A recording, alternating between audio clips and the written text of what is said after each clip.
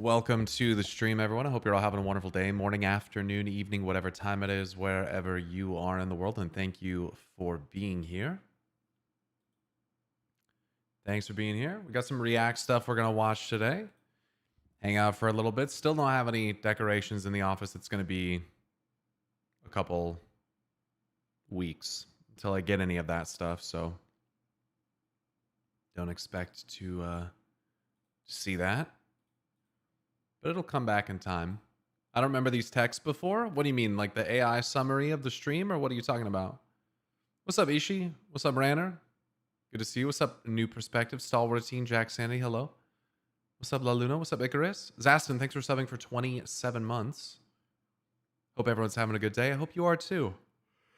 Here's a rough night, dude. Ugh. All these thunderstorms, man. Keeping our dog awake, and if our dog's awake, she's keeping us awake. It's been tough. It has been tough. Yo, Cyber, thank you for subbing for 13 months. New Perspectives, thanks for subbing for 8 months. Appreciate that, guys. It's been real stormy. You haven't gotten done unpacking yet? We haven't even received all of our stuff yet. No, couldn't. I know you're joking, but we can't even start unpacking the bulk of it. We don't even have our stuff. That's what I was saying. Rado, that's what I was saying. I was like, at least it's practice. And Ariel was thinking the same thing. You know, because it's going to be like that. How's the move going? It's going well, Ginge. Thanks for the 37-month resub. We're kind of starting to settle in now. Laboom, thanks for the 22-month resub.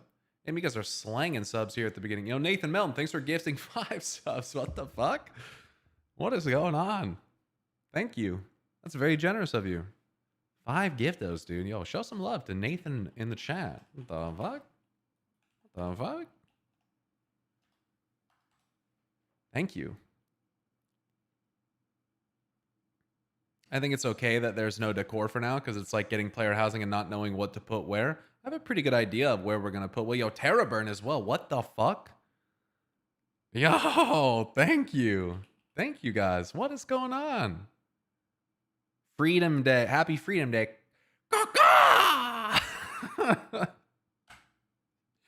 Thanks for the 5 gifted. Thanks for the 5 gifted. Love the shirt. Yo, check this out. I finally got my Liquid World First shirt. And on the back of it, it's pretty sick.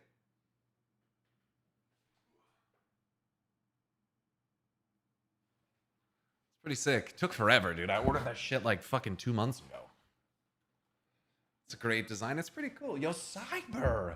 What? Cyber. Yo. Thank you. Thank you for getting 5 subs as well. What is going on?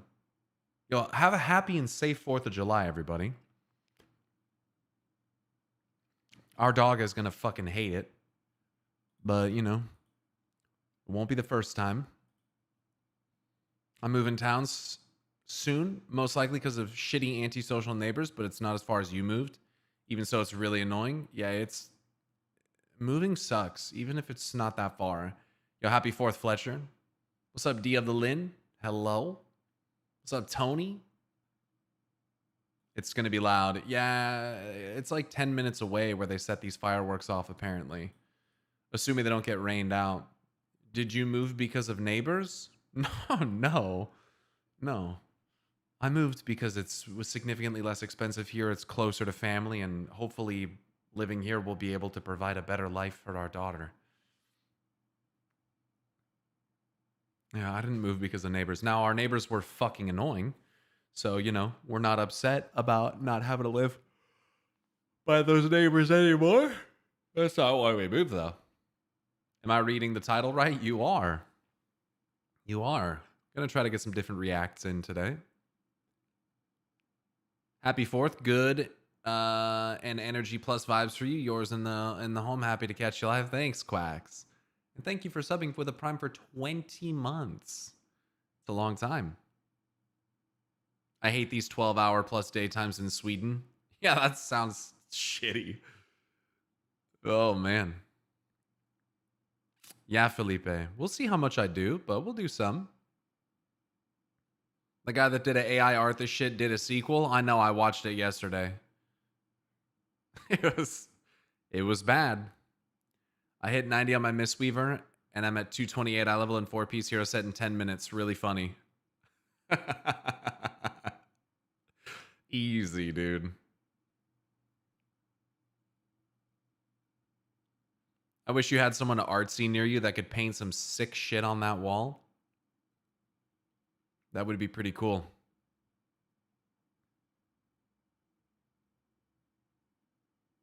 Yeah, Grim, that sounds terrible. Happy 250th. I laughed so hard yesterday when you watched that crap Arthas video than I've laughed in a long time. It was pretty fun. It was pretty funny, man. The one before it was funnier, I think, but being able to target hero pieces because of the new Void Zone stuff is sick. Yeah. It's so easy to get gear. So easy to gear alts. It's all about the crests. The crests are just what take the longest. Yeah, again, thank you guys so much for all the subs, really. Just to start off the stream here is crazy. Bunch of gifted subs from Cyber, Terraburn, Nathan, people resubbing with primes and tier 1s and stuff. Thank you so much. Helps a lot, especially with this move, you know? Shit was not cheap. It cost us like 6 G's to move our shit across the country, dude.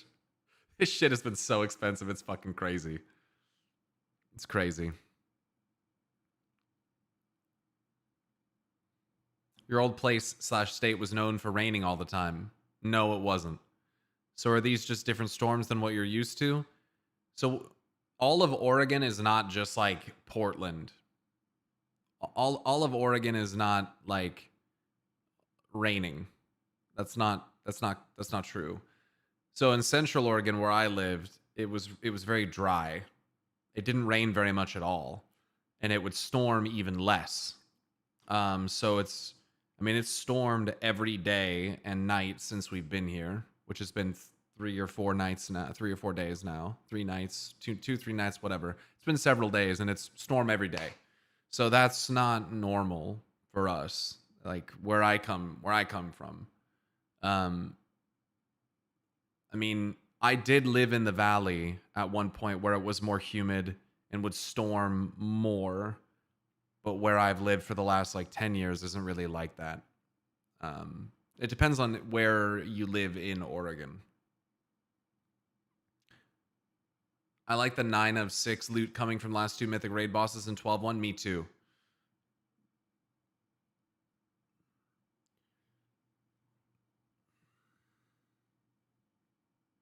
Yeah, last night there was thunder so loud it startled me. And I'm not like, it doesn't typically bother me. But that fucking thunder cracked, dude, and I was like, holy shit.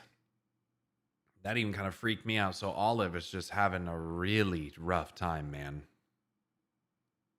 It's a really rough time. I feel so bad for her. She's just like shaking all night.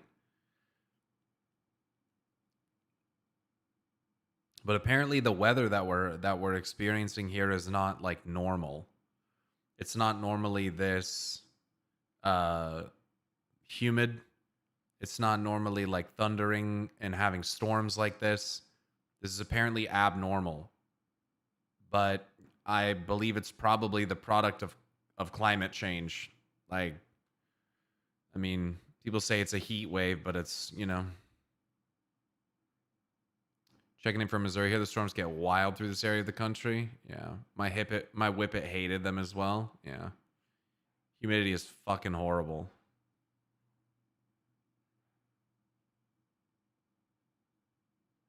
To be honest, I think we're finally catching up, or climate change is finally catching up to us. Like, we're feeling the consequences truly wherever you are. The weather in Central Oregon where I live definitely was different as well. Like, I know that there's like natural cycles that cause some kind of drift, but definitely just weird weather. Must be those dams and them goddamn weather machines causing all this damn weather, making it rain on the great King's festival and all that shit. Thanks, Blackwell. Thank you. Thanks for the 15-month resub and the kind words. They're cloud seeding. They made the sun hotter today. Goddamn libtards. Yeah, we're settling in. It's getting better. We just need more data centers. If we had more data centers, we could just accurately predict weather better, and then it would be fixed. They put something in the water that makes you pee.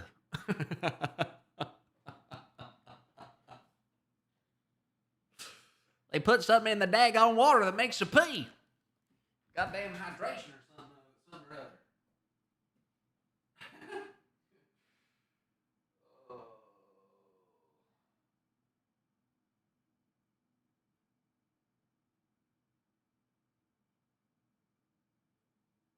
Goddamn livers.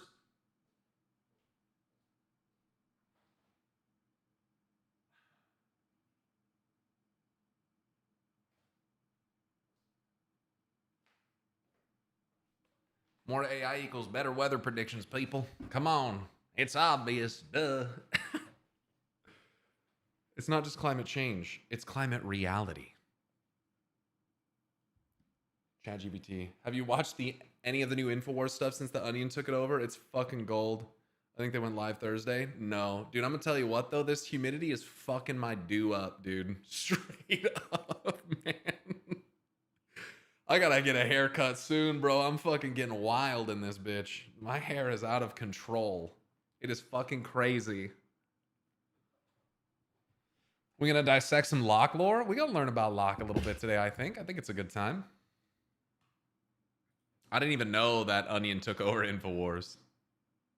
It's horrible in Europe right now. Temperatures as high as we don't usually get for weeks at a time. Like anyone who's been to the UK will tell you that it going as high as 40 Celsius, 104 Fahrenheit in some places is not normal whatsoever, especially when humidity is between 80 to 90%. Drill, baby, drill. You know what I mean?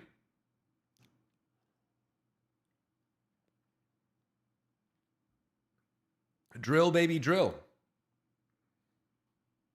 I can't listen to the new WoW audio drama until the quest line that it comes out after comes out. Hog water? What the fuck is this, dude? What the fuck is this?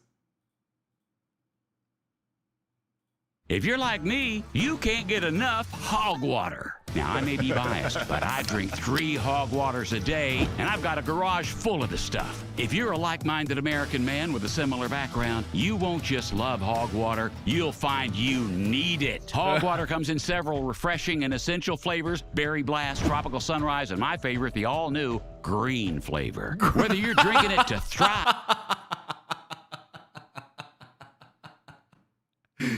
Green flavor. or drinking it to survive, hog water has everything.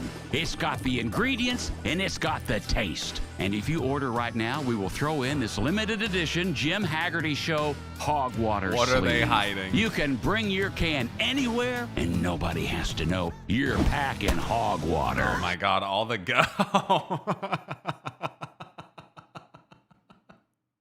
all the guns and military imagery is so hilarious. Hog water's not yet approved or legal according to the FDA, and that's how you know it works. You can get vaccines, Tylenol, and condoms at a CVS, but you can't get hog water? Make it make sense. Oh my if you're god. like me... Oh my god, dude. That is so good. That is so fucking good. Holy shit. Thanks for sharing that. That is fucking funny. Yo, Tony, thanks for becoming a member over on YouTube, by the way, brother. Appreciate that. Tim Heidecker is in charge of this now. That is fucking funny, dude. That is really good. How long are these Hajiks videos that people keep linking me? I've never watched any of this guy's stuff, I don't think. What is this?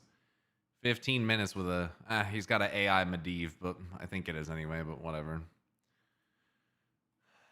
I've used AI for thumbnails and shit before.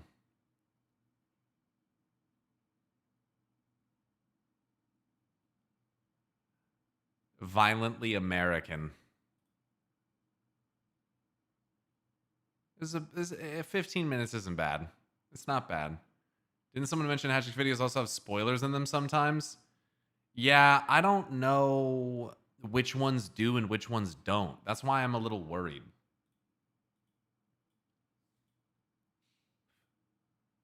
a little worried about it. I don't know which ones do. The struggles of playing FFXIV, Captain Grimm. It's only 3 minutes. I'm gonna watch this one. Yo, man, ready to go do some roulette? Oh yeah, I'm ready. Okay, so I kind of need to start with a daily front line, so we can start with that. What do you think? Yeah, I'm ready. Did you just use a Fantasia? Yeah, I was getting tired of Viera. Okay, well, that's cool. Hey, anyway, I'll cue. What's up? Weren't you just an Ellison a minute ago? Yeah, I just realized I wanted this instead, so I used another Fantasia. Yo. Okay, I mean, it's just that you've changed your character like 10 times this week.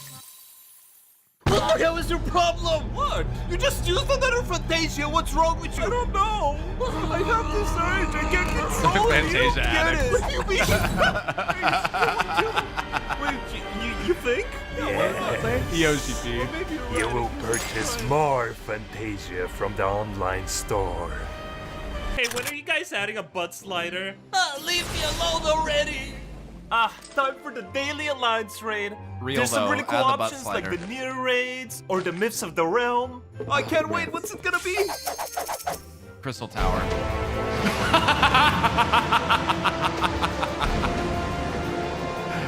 Love it. Labyrinth of the Ancients. This is just like molten core. It's just like molten Okay, this one doesn't count. I'll just go again. Guys, this one is so hard. I keep dying every time I get it. This one's so That's hard. it. I finally figured out my next glamour. I will look so good. Some of these may be a bit hard to get, but it's worth it. The music.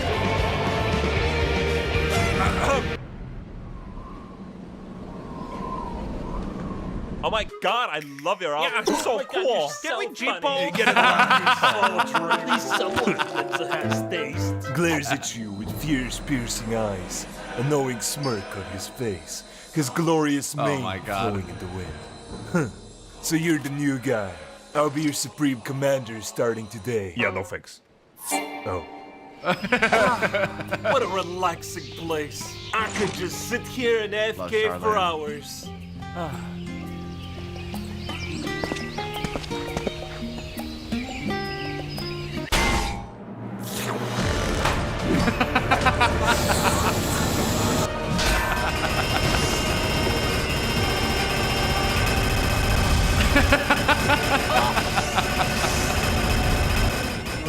Okay then.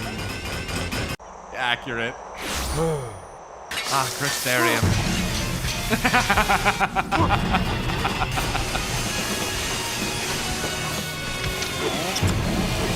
Raptors is so loud! Let me relax! That was a fucking hilarious video. Hello? That was fucking hilarious. Oh, why'd I dislike it? I meant to like it. That's a banger, dude. That is a fucking hilarious video. Holy. The RP guy from the WoW, I love the return of the RP guy from your WoW videos. His third person narration is hilarious. Even though you may have retired from making WoW content due to reasons you had, it's nice that you still have your humor as well as still having familiar vibes. Yeah, these videos are fucking super funny, dude. Sucks that he quit WoW, eh? No, not really. He's still making good videos. Why would I give a shit if he quit WoW? I don't care. That seems about right. Yeah. That was pretty fucking funny. I really am interested in this Josh Strife Hayes video talking about his experience streaming for 500 hours. I'm curious what he has to say about it. There's also this defending Xenos Ye Galvis. FFXIV missing the point. I don't know how long this is. 10 minutes. We'll come back to this one. Defending Xenos. Interesting. The whole video is really long.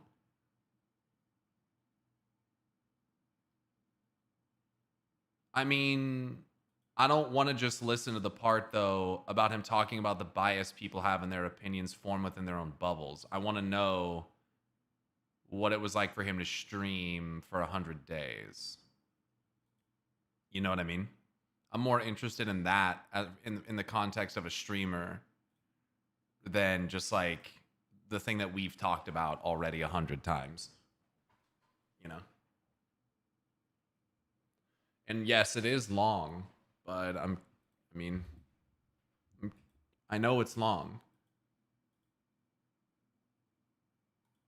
But I'm curious. Because, yeah, again, like, I don't really need to listen to that one specific part. We've talked about that. You know? There's a bunch of League stuff, some other WoW stuff, some Lego stuff. Why Destiny died.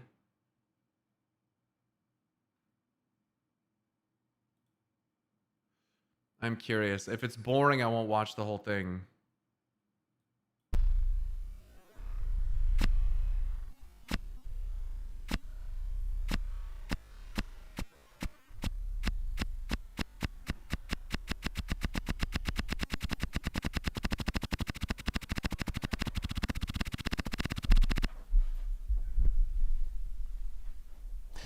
This video is the end product of a 100-day experiment spanning 500 hours of live streaming. Bro crushed all my metrics of my whole streaming career in 100 days.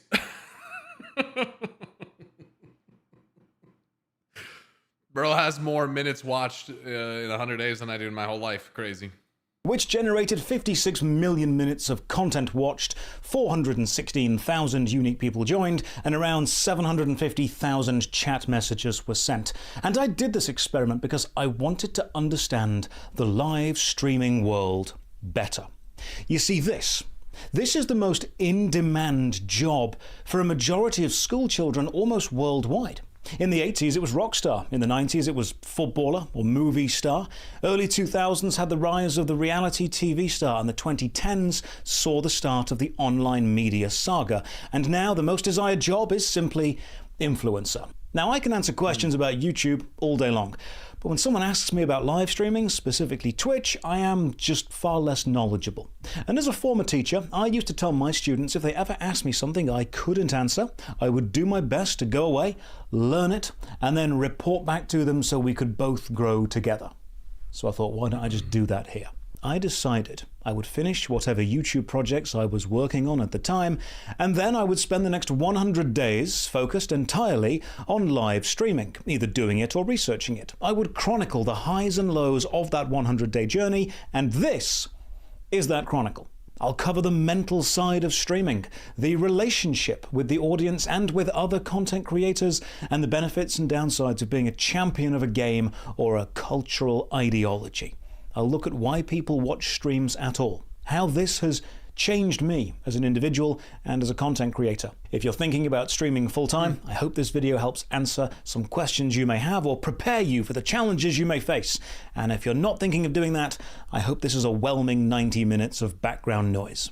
That's what I'm most interested in, is like, what are his opinions on streaming versus doing YouTube, or doing a mix of both, and should you even do both? Like, should you just stream one game? Should you stream variety? What are the positives and negatives of each? Like, there's a lot of stuff here, potential things here that I'm very interested in. Have you watched the new Lorthamar short story yet? Guys, that short story is placed chronologically after a quest line that we cannot play yet.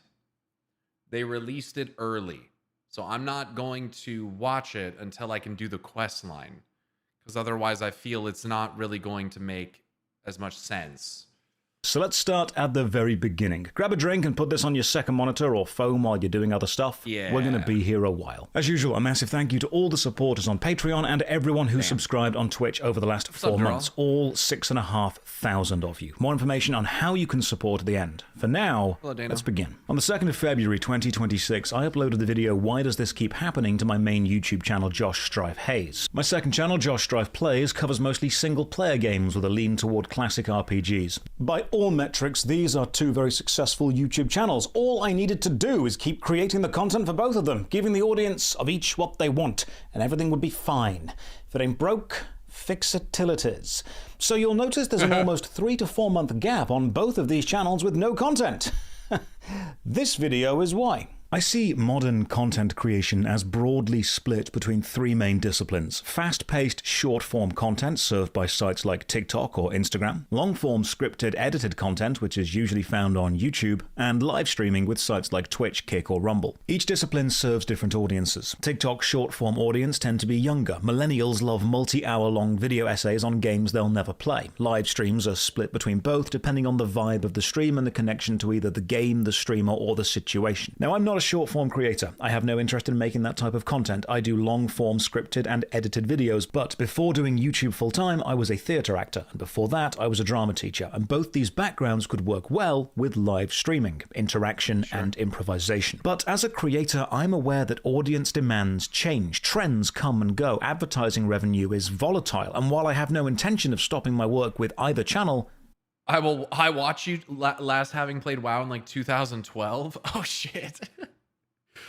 So do you watch just because you like to, like, why do you watch? I get like, is it to keep up with WoW even though you don't still play it? Is it like, I guess that's something that I sort of wonder sometimes, but I don't really know. Like, why is it that people choose to actually watch the stream? Or like watch the videos, or like why do they do any of that? I guess like I watch Summit because I like Summit. I think he's like a funny, like relatable guy. But then I watch him more when he plays games that I also like Counter-Strike. To keep up with the lore, also you're fun. Thanks. Okay. It helps you keep up with the lore though. That's good. no channel lasts forever. So, January 2026, New Year's resolution. I decided to dedicate 100 days, 3.5 months to full-time live streaming. I didn't tell anyone I was doing this because doing so would defeat the purpose. If people know there is an end point to an experiment, they prepare for the end point and they don't join. I needed genuine reactions. So welcome. I'm Josh Strife Hayes. I Twitch streamed full-time for 100 days. Was it worth it? Let's find out. Let's start with a really strong disclaimer to repeat something from the intro. This video isn't a rant or a complaint. I'm going to cover the negatives and positives of everything that I experienced. I want this to be an honest analysis of my 100 days, the good and the bad. And the one thing you'll quickly come to discover if you do live stream as a job is complaining about anything to do with streaming will be met with people telling you to stop complaining because you have a dream job. And you need to count your blessings. But I think it's important to remember that everyone, no matter who they are, will have down days, and even dream jobs can have nightmare moments. And I think we have a responsibility to the next generation of content creators, influencers, streamers, or video makers to say, look, the job is fantastic and has some incredible upsides, but you are going to face downsides, and it's important that you are prepared for those. Yeah, and I would just say that, like, I think that's probably like pretty obvious to anyone who's done it.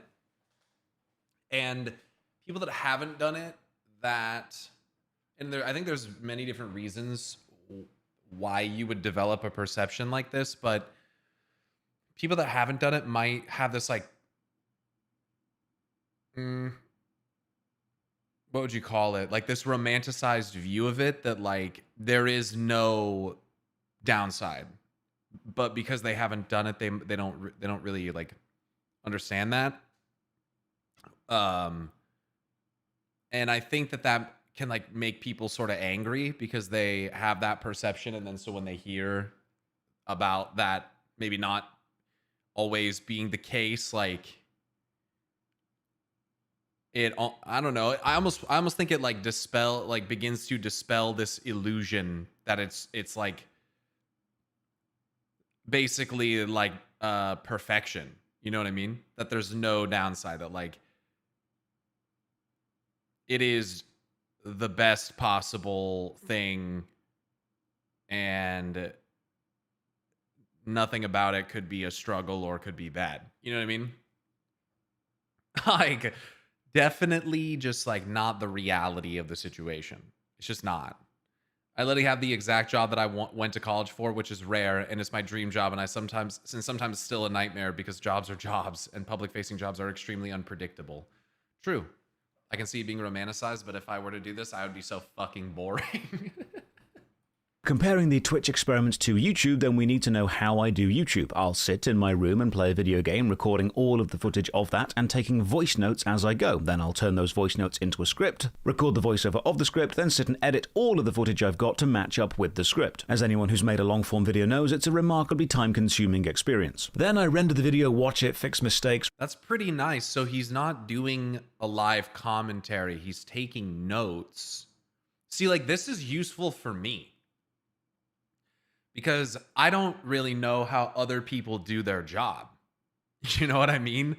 So hearing what he does, he records all the footage, takes voice notes of significant things during the playthrough, and then makes it into a script. So he has it all basically separate. That's pretty fucking smart.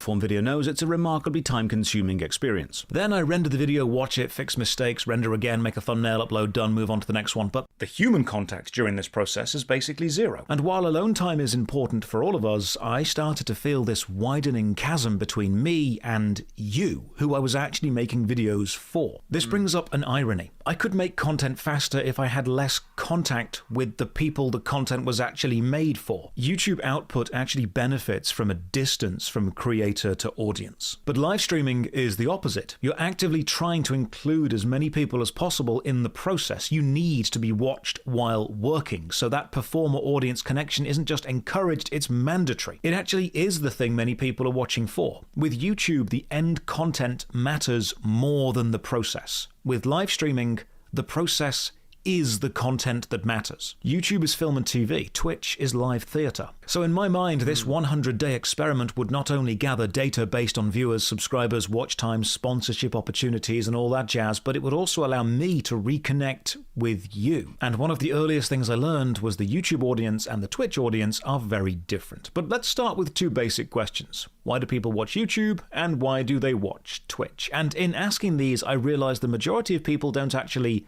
watch either of them. They listen to them while doing other things. There's an old saying... Is that the case for you guys generally? I mean, that I very... So there's exceptions to this. There's definitely videos that I watch. And I think that those videos are like if I want to watch Bob Does Sports do a golf challenge, I will typically actually watch. I think the more I get comfortable with a content creator, the more that I'll put them on the second screen. Like when I watch RuneScape videos, I'm usually watching the majority of the video. But then for other creators or podcasts or things like that, streams, when I watch like Summit, I don't put him on the main monitor. He's like on the second monitor, and I listen. You do that? Yes, 100%. You have Twitch, your second monitor. You always stream while I work. So that kind of like maybe makes the workday go faster. A decent amount, yeah. Most of the time, I'm doing the dishes right now. So do you ever like pull up like a stream on your phone and like put like earbuds in and just like do chores and stuff like while you're like listening? Currently folding laundry. Yeah, yes. Since you stream rarely nowadays, I'm actually watching while I can, as Sweden is different time zone. Stream rarely. I mean, I stream 3 days a week. I stream 3 days a week. Rare, but of course, but Wi-Fi headphone and PC. Right. But remotely in some way. Listening to you helps me smile. Shut the fuck up, dude. Shut the fuck up. Never on my phone. Always while playing WoW. That's what I usually do. I'll have an earbud in. So, okay, I'm just curious. Do you normally, like, if you're playing World of Warcraft, because I know a lot of you play WoW or whatever, are you more likely to watch the stream if the stream is about or in the category of the game that you're playing? Like, are you more interested in listening to or watching me talk about World of Warcraft while you're playing World of Warcraft? Like, you're usually searching for something that's like pertinent to what you're doing, or not always. To me, it's unrelated. 50-50, no, yes. So it sounds like it depends. It sounds like it really depends. 70-30, 100%, unrelated. I'm usually going, I wish I was home to play. Depends on the mood I'm in that day. Sure. Like when I watch Summit play Counter-Strike, I never play. Well, I'll sometimes play Counter-Strike, but I can't listen and play Counter-Strike at the same time because then the sounds overlap and it fucks me up. You know what I mean? So I can't really do that. It's more distracting if it is a different topic, but it depends on the game. Right. I'm mostly interested in lore. I rarely watch you play WoW. So I would imagine then when I go into like raid, that's probably not particularly interesting to the majority of you because I'm not talking about the lore generally when we're raiding. It's like it's gameplay based. We've already seen the raid cleared on Mythic like months ago. Like I can't imagine that that's particularly interesting, especially when we're doing like farm content. It's interesting to see the first clear, right? But you mean the first clear for my group? Like you're interested in seeing us like kill a new progression boss?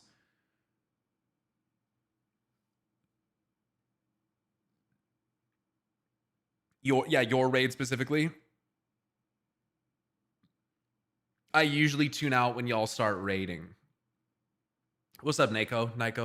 Raid would require more to watch for me than just listening because I don't play WoW. I get lost with audio only. Right. I can't imagine that's particularly compelling. So I would assume that when I'm sitting there just talking about lore and concepts and ties to mythology and other games and stuff, that's something that requires basically a lot of times it requires no actual watching. Like it's almost like an audio book or like a podcast where like you don't even have to necessarily see what's on the screen because when I'm talking about it, it's like doing most of the heavy lifting is kind of how I take that. I'll look at WoW ratings sometimes to see the raid, but I won't stick for farming harder difficulties. Sure, that makes sense. I think you're like a normal person on Twitch in the midst of fake people, so I enjoy watching quite a lot. I appreciate that. I don't really change who I am very much when I'm streaming. Do you think more people know your face or your voice? Probably my face. I mean, considering I've been on like Asmongold videos and other creators' videos, I think my face is more recognizable than my voice. Also, the way that you talk makes it easy to follow. Mythic Plus is the worst. It's funny, I like doing Mythic Plus more than Raid because I feel like I can actually interact with the stream more when I'm doing Mythic Plus. The opposite of it is reactions. Those often are the main monitor thing. Okay, well, thanks for your feedback. It's stuff that like... It's one of the difficulties for me as a creator is like trying to figure that stuff out without asking. Like, how the fuck am I supposed to know if I don't like ask you? That's one of the things that's sort of frustrating about Twitch is that there's no like way to effectively poll your community. Even if I run a poll live on stream, maybe like 10% of you will actually engage with that poll. Most people don't engage with it at all. So it's really hard to like gather feedback on that kind of stuff. So I was just curious what you guys thought about that. When it comes to creating visual. And in asking these, I realized the majority of people don't actually watch either of them. They listen to them while doing other things. There's an old saying when it comes to creating visual performance: show, don't tell. And I've used this mantra to critique games, films, and TV shows because I agree with it. If you want a player or viewer to fear a character, don't tell them how scary they are, show them doing. Like Xenos Ye Galvis is a great example of a character to be scared of. Best time to gather feedback is at the start of the stream. YouTube has polls outside of videos, yes, but they're done as like posts. And a lot of people will never see those posts. 98% of the time I'm a lurker. I think that's a bit of a deceptive thing too, because I try not to look at my view count, right? Because that can be like, you can get in a really bad place mentally when you start doing that. You can start to think like, oh, you know, my viewership just went down 20 people. What did I do? What did I say? Like, you know what I mean? You start to overanalyze and like micromanage what you're doing.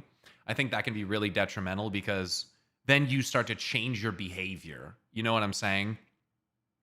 Like, it's better to just enjoy the thing, do the thing, and not look at the metrics in the moment of the thing, because then you might change how you're doing the thing. And then people want to see you, I think at least in the case of my stream, people kind of want to see like the natural reaction and experience of it. That's what I think. But some people get really stressed that their chat is getting slow too. I mean, I used to. My mindset is like, the chat's either gonna move or it's not. And like, if it's not moving, it's okay. Like, there can be a million different reasons why someone doesn't send a message. Like, I used to stress out a lot about that. Sometimes I still do stress out about it, but not too much. I've been a member of your Discord for a while, yet you don't know me. Well, I appreciate that, Giovanna. If it's story driven, I won't have a stream going on second monitor, more cutscenes and stuff. Right. You don't want those distractions and all that. I try to chat even though I have crazy takes. You crazy takes? Nah, bro. That's like saying a Chubra had crazy takes. No way. Not typing could also be that we're locked in on the topic and listening. Exactly. That's one of the reasons that I, kind of came to realize, like, maybe people are just listening. Like, maybe they don't have anything to say. It doesn't mean that they're not watching, but what's important to know is that like only like 10% of your viewers typically actually chat. Now that sometimes is not true. So like if I have like 200 people watching, sometimes I'll have up to like 50 people chatting at a time. It's interesting to look at the unique chatter metric at the end of your stream, because that can give you an idea of how many different people actually spoke. Sometimes people only send a message like right at the beginning of the stream, and then like they don't type the rest of the time. And that's totally okay. Like, it's more important, I think, to have like people that are watching and hanging out than constantly having the chat move. And some of us don't shut up. I mean, I'm totally okay with that. Especially when it's second monitor audio. Sometimes they simply can't type. Exactly. Yeah. When you do lore tours, I know I'm usually locked the fuck in. Have you on main monitor and not typing? That's really cool. So it's almost like you're getting like a live YouTube video. You're just kind of intent and like focused on that. Happy 4th, Sneaksies. Reminds me when I would make maps on Warcraft 3 and host them, and sometimes people would join in and join, and I'd feel great. Sometimes the lobby for the game would be empty for 20 minutes. One guy joined and leave after 2 minutes, and I was like, all right, my map is garbage. All right, that's not always accurate. Lazlog, thank you very much for the 17-month resub. Good luck in this new home and the family you're building. Thank you. Doing my part in moving the chat. That's me. I'm a lurker, guys. That's all right. Yeah, also on a deeper level regarding what I wrote previously, you know how people always put on masks, even personality, and I feel like it's not the case with you. I hope you can keep that attitude without fearing change. Look, I mean, there's like a little bit of a mask that goes up in terms of like some of the things that I say. Like just like yesterday, the mask came off a little bit more in terms of like some of the things I was saying in my stream. But I think that's definitely just kind of toned down over the years as well. Like, it's just, I've kind of chilled out a little bit on some of that stuff. So yeah, but largely what you get on the stream is pretty much what you would get with the camera off as well. Yeah, I mean, it's pretty much the same. Like, there might be minor differences around people that I'm super comfortable with. But even then, like, the behavior that happens with those people has changed over the years too. So yeah. On mobile, they can also be slow at typing. Sure. Anytime Pyro's talking about lore, I'm locked the fuck in. I always forget to try to participate. You don't have to. That's all right. Through the interpretation of what's in your mind to your speech, there's necessarily some loss there. Yeah. Dude. Yeah. Especially when I'm trying to describe something visual that I'm like picturing in my mind. I feel called out. I usually say hello and then lurk. I try to be active sometimes, but I just interact less and less as a whole on Twitch. I'm just getting older, I guess. And that's okay. Like, it's not a problem. It's like, you guys shouldn't worry about it. You shouldn't feel bad. Like, don't be critical of that. It's fine. It's fine. Yeah, it's not like something that you should have to worry about. I'm just happy that you're watching, I mean, it's kind of crazy because sometimes, like, because there's like a screen and like a TV, like a monitor, or I just said a screen, a TV, and a monitor. Wow. Way to say the same thing 3 fucking times without actually saying anything. Because there is this like barrier between the performer and the audience, you can lose sight of like what you actually have in front of you, right? Like, when I think, it's so fucked up, but like when I think of there being 200 or 150 people watching, even 100 people, I'm like, yeah, 100 people's not really that much. But then you think about what 100 people would look like if they were sitting in a room in front of you, and all of a sudden your perspective kind of changes on that. You're like, 100 people's not bad. Like that's like that's like a lot of people. I don't know if I've ever stood in front of a room and spoken to 100 people.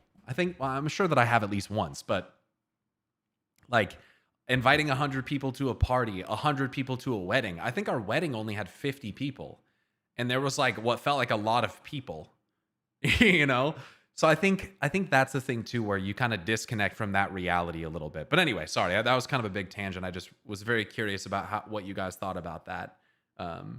So yeah. Imagine inviting 200 people to your party, but only 10 or 20 are talking. I know, dude. I know. In one of my college classes, I had to give a presentation to like 45 people. You could not pay me money to do that again. I know. I mean, it's crazy because there were times when I was streaming Final Fantasy 14 during the height of the pandemic, or shortly, thereafter the peak, or after the peak rather, and I had 10,000 people watching. I could not fathom 10,000 people watching me do anything in real life. And it's funny because I can have 10,000 people doing that because I'm here in the comfort of my own home, right? There's this disconnect. But if you put me on a stage in front of even 1,000 people, completely different ball game, dude. Completely different. And that's like one of the most interesting things psychologically, in my opinion, from the streamer side, is like the number is so diminished because you don't physically see it. And that's such an interesting thing to reflect on, because in the moment, you're like, oh, there's a lot of people watching. But even still, that number doesn't really hit you. Not the way that it would in person. Sometimes when I have to speak at student orientations, it's really overwhelming when you see a few hundred in front of you. Yeah, dude. Yeah, that's because chat is a single organism. And in a lot of ways, that's true. That's true. Like, how many times have you seen me or other streamers basically group chat in with each other?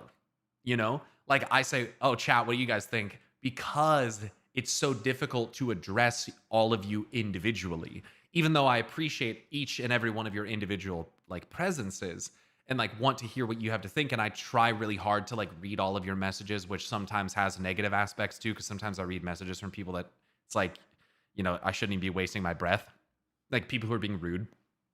But I try to get that degree of like individual interaction, but it's so impossibly fucking difficult, dude. It's so fun. Like there just comes a time where you have to boil the thing down to like chat. And that happened sometimes when I was streaming XIV, and I'd be like, oh, chat's being fucking weird today. And then I'd get people that are like, well, I'm not.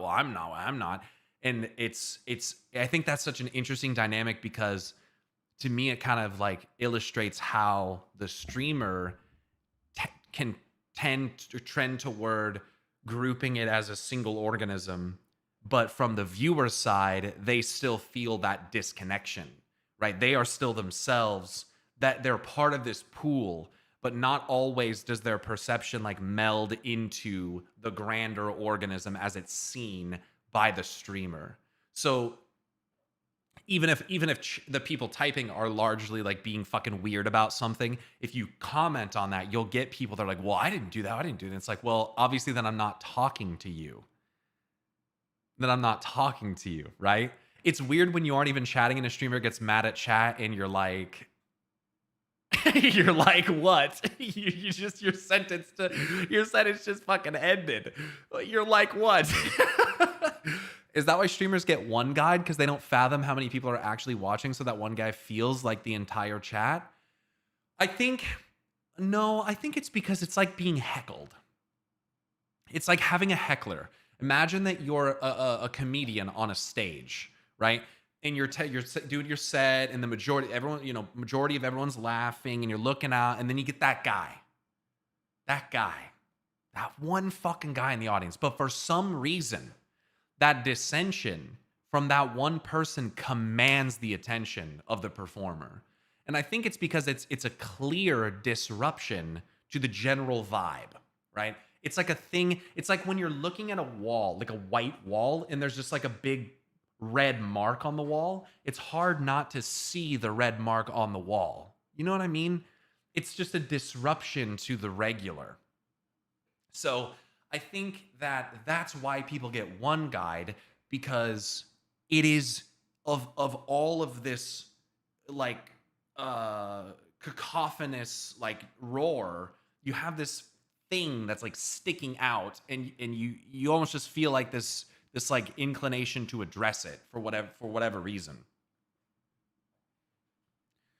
What about two guide? Shut the fuck up. I've had that happen here. I think I was writing a message that someone said something so stupid you got annoyed at him, and I hit backspace and I'm like, I won't send that now. Even if it wasn't a bad message.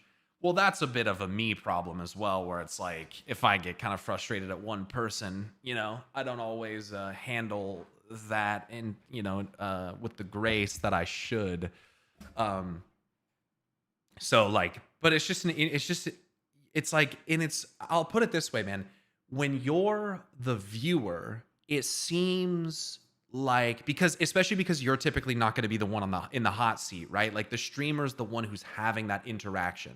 You're just witnessing it. And so it seems like it should be easy to just like let it go. But you'll notice even streamers, not unlike me, who I've clearly have some like anger and frustration issues and ADHD and all that, you see it happen with people where that's not the case too. And what that shows me is that like it's not a pyro specific issue or like a specific kind of person who does that. Like it can happen to basically anyone.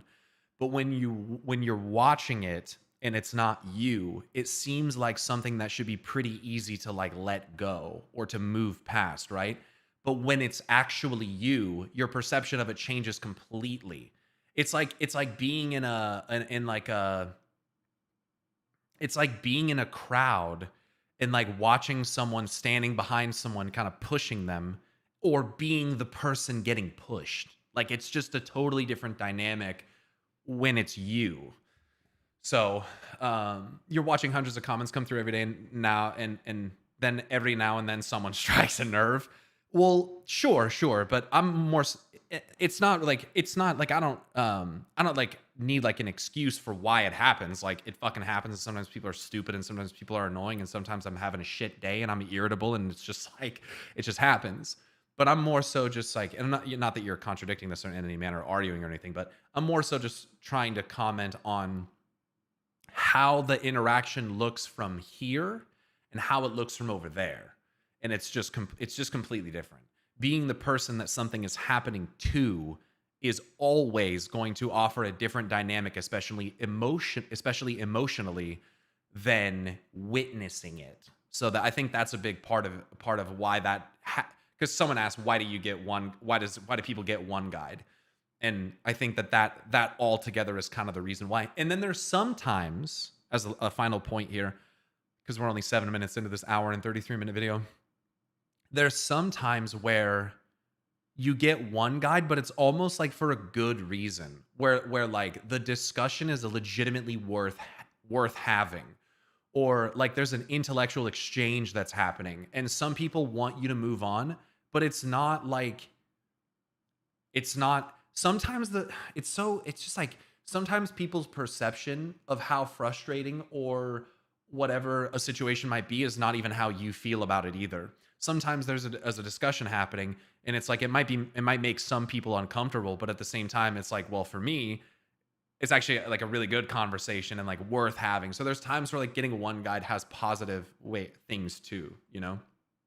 Sometimes you change someone's mind or they change your mind, or like it's worth the discussion. And that's one of the things that I'm really happy about, having built what I perceive to be a passionate and pretty intellectual like viewer base, is that you guys seem to be willing to engage in and appreciate those kinds of interactions. I mean, how many times have you heard me say like, it's crazy that we're having this discussion on a Twitch stream? Because sometimes the things that we talk about are not like light topics. Sometimes they're very like controversial. like whether it's religion or like mythological inspiration or like morality. We have some like kind of crazy like discussions on this stream. And so I always, not always, but I try to be like proactive in what's the word? Encouraging those discussions, even if it's with someone who has a different opinion or who's dissenting, because I think that sometimes it's just a good conversation. So anyway, these streams are all chill, like 110 people smoking weed on a huge meadow in a Porsche in a large circle talking. What the fuck? The worst is when someone's being annoying and then someone else comes in like, well, you can move on now, SMH. Oh, dude, it's so... Oh, there is almost nothing more annoying to me than people who insist on trying to dictate the stream, the direction of the stream. They try to police the length at which you discuss topics or address people. Holy shit, that's annoying. It's really just people who are uncomfortable or don't care trying to project that discomfort into the situation so that you will move on from it so that they're no longer uncomfortable. But that is very annoying. It's very annoying.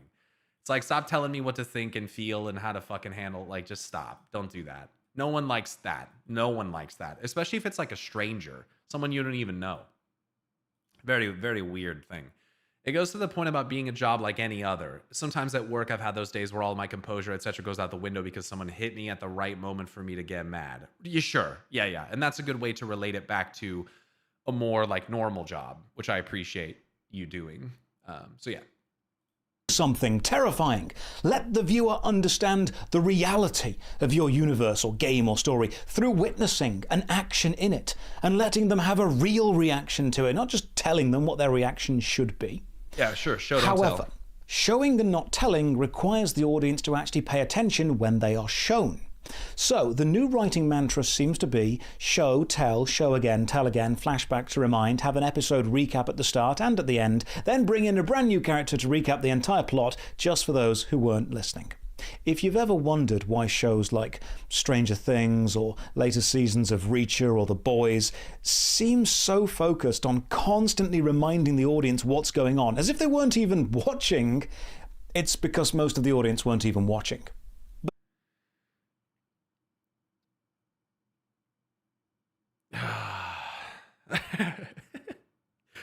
Yeah. Yeah. Oh, man. I mean, we see this with video games all the fucking time. I mean, we see it with WoW all the time. All the time. It's part of why just like story recaps and honestly, it's part of why lore tours do so well. Because usually when people are going through dungeons, they're not paying attention to anything. They're just killing things to go through the dungeon. Like, that's it. Bo Burnham has a song about that. I might have heard it. Which one is it? Doing lore campaign while watching a podcast, but I paid attention to the campaign. And yeah, not really. Fucking hell, the amount of people that flat out don't get the point of stories when it's blatantly said so you have to do recaps again. Oh my fucking God. I think it's called Don't Wanna Know. I probably will get a copyright thing if I watch it, but maybe that's something to check out. That's right. I might have heard it already. Like going through New Uldaman, not paying attention that earthen mobs there are using Curse of Stone. Hold up. Hold up. Wait a second. I might have missed that. I don't know if I missed that. They were casting Curse of Stone. I don't know if I knew that. It might be one of those things that in the moment I noticed and commented on, but then forgot. I've come to appreciate recaps immediately the more I see people barely paying attention to stories. I thought those were entirely unnecessary, but they are necessary. 100%. Man, F ads. You know, maybe someone will sling you a gifty, dude. Yo, Lazlock, thanks for the 17 months, but I don't know. Oh, I did say that. Yeah. I got a fucking ad now. Fuck. We're back. Sorry, guys. Sorry, guys. Curse of Stone. Who casts it? Curses an enemy to become petrified with stone, slowing their move speed by 1%. Dragonflight. Yeah, that's not... well, okay, it is, yeah. Ultimon Legacy of Tyr. Yup, that's Earthen Warder. Not particularly surprised. That's why I call it the Curse of Stone. They call it the Gift of Flesh, baby. The Gift of Freedom. You know? Shouldn't even be surprised, man. Curse of Stone, yeah. Earthen Warder. Telling you. I mean, I need to just make a video trying to outline this stuff. I gotta make a video explaining the discs of Norganon again, man. It's so fucking worth. It's so worth. It's like all the evidence is there. They made flesh creatures on other worlds. Like, they turned things into stone. Like, why did they do this? It's not the curse of flesh. It's the gift of flesh and the curse of stone. But from their perspective, they don't see it that way. They don't see it that way.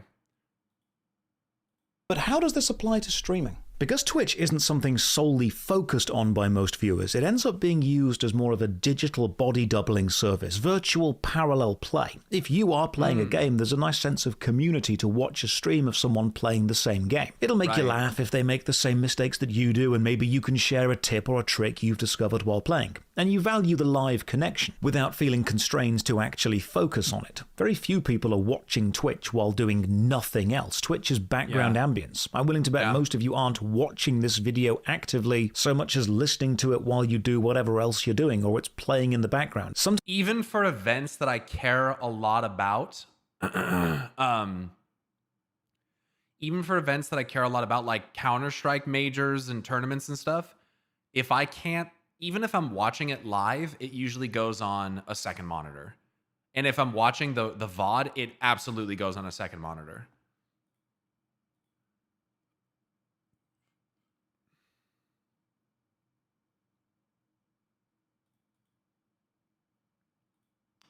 Sometimes content isn't there to be the only thing someone focuses on, it's there to fill in the gaps in their attention or entertainment desires not served by whatever else they're doing. And as a streamer, you need to accept that part of your appeal to a large part of the audience is to be entertaining enough to have on in the background, but not so entertaining that they need to focus on you or miss vital information later. So when these 100 days were drawing to a close, I spoke about this experiment on stream, and that got clipped and added to the Josh Drive Sage channel. And of all the comments, I saw one sentiment repeated.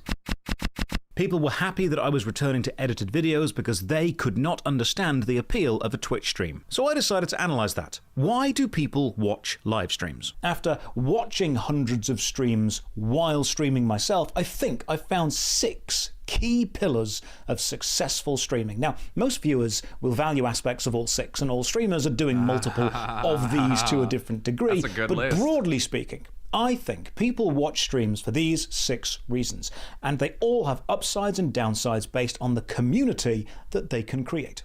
1. High-skill gameplay. If you're a world-class player, speedrunner, guide writer, theory crafter, anyone who's great at the game, people will watch you to see you be great. These viewers are here for the mechanical gameplay. You don't need to explain what you're doing to them because they will already know. They just want to see it being done well. These viewers will watch, for example, tournament-level fighting games in a totally different way to me. I don't know why certain combos are impressive, I just know that they are impressive. Your viewers, however, will know exactly why they're impressive. These streams can often be quieter. In fact, audience interaction can be at a minimum because the gameplay is the point. You see that a lot with Mythic Plus streams. Like, I see people streaming Mythic Plus and they have a bunch of viewers, but like no one chats. And I can only assume that they're just watching intently to make sure that they understand how like this plus 22 is being done. Or they play a shaman and they're watching a shaman POV and they're really trying to like take something away from it. The strength of being this streamer is you're only competing for viewers with other people playing at your level, which will be a very small number of people. The downside is you're also limiting your appeal to players who have the technical knowledge to be entertained by high-level gameplay alone, which is a very small percentage of a game's player base. Plus, when someone new comes along and is better than you, that they will eventually do, the audience will go to them, because they were there for the skill. There's less loyalty to the individual streamer. 2. Game agnostic entertainment or sex appeal. Doesn't matter what the streamer is playing, you're not there for the game, you're watching them because they are funny or sexy. Saying they're entertaining is too broad. This streaming pillar is narrowed in my mind to apolitical vibes, good presenting skills, good chat interaction, and good looks. Finding success as this type of streamer is a bit harder in the early stages because you're not standing out for any of your gameplay skill. And if you do choose to stick with one game, you're limiting your audience reach, so you tend to move from game to game, but the constant movement means you never fully settle in a community. The strength of this as a streamer, however, is you are the product and the audience is there for you. The downside of this is the risk of dangerous parasocial attachments forming quicker because you're building that connection on purpose to a degree. And then if there's ever a day you don't look good or feel funny, you need to force the performance. I watched her before. She's fucking hilarious, dude. She's a fucking weirdo, dude. Luality is a fucking weirdo, but she's funny. But I largely don't give a shit about what she's playing. I just think she's funny. Because the audience are also aware of small changes in your appearance or your style. If you are the content, discussion about the content becomes discussion of you. And if you're not mentally able to deal with that, it becomes overwhelming. We'll look into this later in the mental health aspect of streaming. 3. You're independently famous outside of Twitch. Now this is a really interesting one. People will tune in to watch famous people stream just because they're famous. A politician playing Fortnite, a rapper playing old school RuneScape. Fucking AOC played, what the fuck? Dude, is this Stardew? What the fuck is this? Jack Black playing whatever he feels like. If someone said The Rock was doing a 30-minute... Everything in game turns into a moment. Yeah, and that's done on purpose, though. That is Stardew. What the fuck is this? She's playing with Governor Waltz? Tim Waltz playing fucking Madden? What the fuck? All Guys stream, you can guarantee people would watch it. These streams are interesting to me because the celebrity is bringing their outside fan base onto Twitch, but they don't need to understand the entertainment medium of streaming. With live streaming, you need to be interacting with the audience constantly while playing a game, and that's not something a lot of these big famous people do all that often. In fact, the most successful non-streamer focused performers I've seen are usually the ones with live stage improv backgrounds. A fun personal example was when John Robertson of the Dark Room fame and I played Borderlands 4 together and had a great time. We're live, baby. Okay. And also, what do you call your fans there, Josh? What do I call my fans? Parasocial, normally.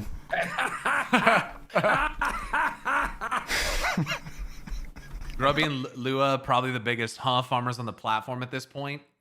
I don't know the other one, but... Oh, that's fucking tickled me.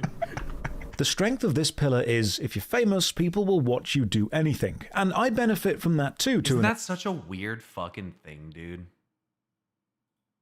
Isn't that so weird? It's like... I don't know, dude. It's so fucking weird. Extent, because a lot of my Twitch audience find me from YouTube, and while Twitch and YouTube seem like two sides of the same coin, it's still an outside audience. The downside of these streams is it can feel like a gimmick. If you know the celebrity isn't going to stream again or even care about the culture of streaming, there's a lot of soulless energy that screams marketing stunt. 4. Giveaways and drops. People will watch your stream if you promise to give them things. Raffles, lotteries, free Robux. Yeah, but as soon as they get it, they'll leave. Skins, Steam gift cards, VIP status, whatever it is. Doesn't even matter if it's against the live streaming platform's terms of service. Hell, it could probably be against the law of whatever country you're streaming in. People will watch you if they... They'll watch me for 4 hours, they'll send you some fucking shrooms, dude.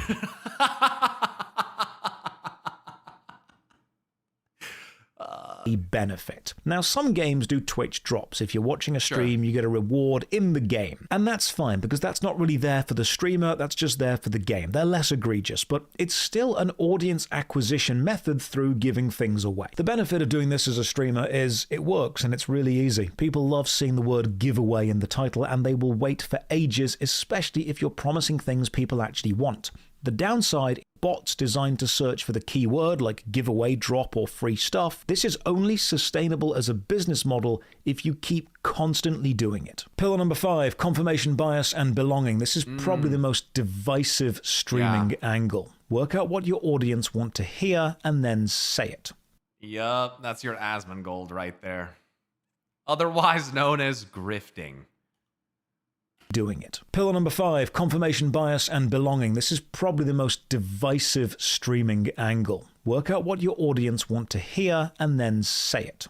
Reinforce their political stances, agree with their social ideology, confirm whatever bias they already hold. When you hear about a political drama take or a social commentary bit from a streamer that's hit the mainstream news, it's usually because of this pillar of streaming. Now, the benefit to this style of streaming is it builds... I think confirmation bias is also true for React content.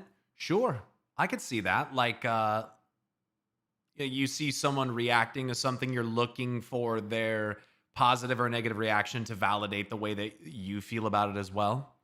Yeah. I could see that. Intense viewer loyalty, because you become their guy. You are a champion of the social, political, or ideological cause the viewer cares deeply about. And they'll support Adrian, you're fucking banned, okay? Shut up. I'm just like you because you outwardly support them. You are willing to ostracize large sections of viewership because that ostracization is the signal to your loyal supporters that you are their champion. The downside of this type of streaming is constant reinforcement of beliefs can lead to a downward spiral where you slowly begin to appeal to a more extreme element of society. I have experienced that myself, and people like to think that you can only have extremists in one direction or the other, but they exist everywhere, and that's definitely been a problem for me. And then when I realized that it was going that direction, and I cut some of those cords, people did not fucking like that. But like, you know. It's the way it goes. Like, people on the outside were seeing how polarized and extreme I was becoming. And they were looking at that and being like, that doesn't look healthy. I think you should stop. And then people that were part of it were like, if you stop, you know, you're a fucking coward. Oh, all of a sudden I'm going to start calling you a Nazi behind your back and all sorts of crazy fucking shit. So it's fucking crazy. Like, there's definitely a point where it's not healthy anymore. Honestly, that's why like I just don't, besides like little jokes here and there, I don't like react to or really talk about people like Asmon very much anymore, because I feel like it just attracts some of the most on all sides polarized, angry fucking people. Like, just angry all the fucking time. And like, you pull someone's Twitter feed and it's them constantly complaining about something, whether political or whatever, something social that has impacted them. And it's like, dude, you literally exist in a pit of negativity. Like, it's fucking crazy. And then, I mean, you get into the point where like people start taking their hate for generalized groups and justifying it because for them socially, it's become socially justifiable, you know? So therefore, I can use the fact that you're a straight white guy to hate you for basically anything that you do. Oh, I should have expected as much from a straight white guy. Like, okay, well, you're a fucking bigot if you say shit like that. Like, it goes both fucking ways. Like, you pick the person individually, not the group which they are born into. Like, that's, so yeah, I've personally seen that. Locks you into a persona and makes changing your mind or airing any dissenting positions from the accepted groupthink dangerous. Yep. Because your audience is there because they agree with... Yep. I mean, I literally got in an argument with people in Discord saying that, like, this is one of the things that made some of the people leave the Discord, which there's a few people that did that, including my editor. Because I got in an argument with someone about the fact that it is safe to assume that, and there are examples of there being Scarlet Crusade members who regret being part of it, who look back on the organization and they do so with disdain and shame. And I basically got pushback that like, no, they don't. And until I see an example of that, that's not a thing. They're just Nazis, basically. And I was like, okay, and you don't think that there was anyone who, for the myriad reasons that people may have been pressured into joining the fucking Third Reich, that didn't look back on what they had done or been complicit in and with great shame and regret and like realized that it was immensely fucked up and tried to even defect or were too scared to defect because they didn't want to be killed as a result. Like, people can't think about shit with nuance when you get into those topics, right? So we started discussing like the Scarlets, and it ended up getting in, you know, turning into this big thing where it's like, you know, no, that's not a thing until I see it with my own eyes. And then literally in the base expansion of Midnight, that is a thing. Like, it's literally in the base expansion. Like, we get a Scarlet Charger because of a quest where that happens. Like, that literally happens in Midnight. There is the one in Desolus you're talking about. You're talking about the guy that looked at the corrupted like form of the Scarlets and wanted to, you're talking about the Scarlet Renegades, I'm pretty sure. They wanted to reform it or whatever. But that guy was also a piece of shit and ended up going fucking crazy and doing bad things as well. So he's not exactly a good example. The best example is the more recent and modern one. There has to be though, no? Yes. Like that's the argument, is like, there's no reason to blindly assume or presume to know the thoughts of my entire point, why the argument even happened, was because I was trying to get them to see that if you are going to, based on a very thin set of criteria, put a label on people and then dismiss everything that they think or could say or could feel, you're not helping the situation. Like, if you genuinely want to change people and move them away from their ideology, your reaction cannot always immediately and permanently be disdain and aggression.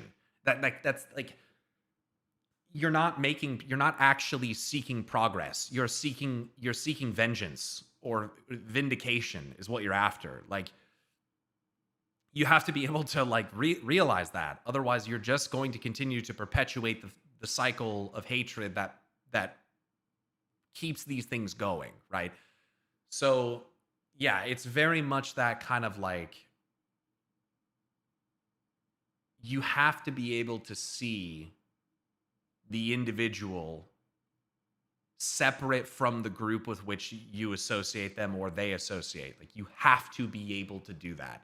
Because if you don't, that's why people just make sweeping statements about the Dems and the conservatives and the libtards and all this shit. It's like, it's just this like permanent echo chamber of people not actually giving a fuck about the perspective and lived experiences of other people, and basically just like latching on to of virtue or whatever, and just like spewing the same thing over and over again. It's very fucking annoying.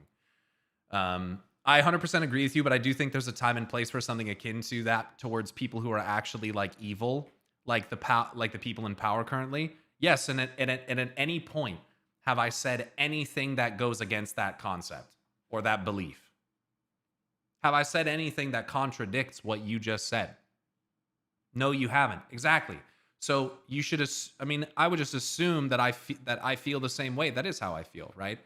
But the thing is, like, you don't need to, I get why you do, but you don't need to come to the defense of a position that should already be obvious.